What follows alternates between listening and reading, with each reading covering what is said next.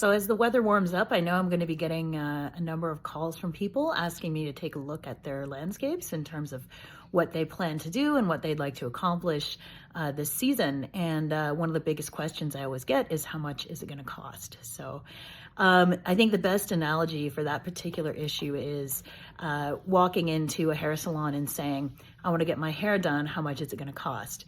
Obviously, we know if you get a blowout versus getting a balayage, those services will have wildly different costs.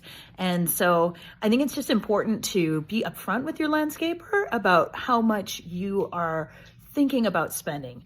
If I have a long conversation with you and you talk about your dreams and ideas, and we want a patio here and we want a garden there and then we want a pergola over there, and then I sort of hear, well, we want to spend maybe $2,000. That's not really a realistic budget. And so what I tell my clients is, listen, our projects range from $5,000 to $20,000, and that's usually just for a garden and digging new garden beds and installing new plant material.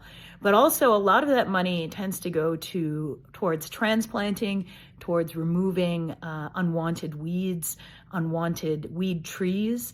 Many landscapes are not really a blank canvas, and so the effort put into getting that landscape into the state where we can actually start planting new things could really eat up maybe 60-75% of the budget. So when you're talking to people, it's really important to kind of be honest with yourself. And if you want to take a slow approach and say, okay, this year we're going to tackle this part of the garden, next year we're going to do that, that's also a completely reasonable way of working.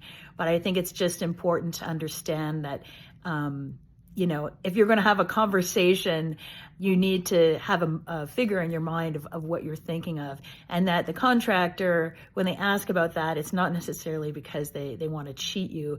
It's probably because they want to think, okay, we have this much money. What's the best way that we can use it in order to see the biggest improvement in your yard in the long term?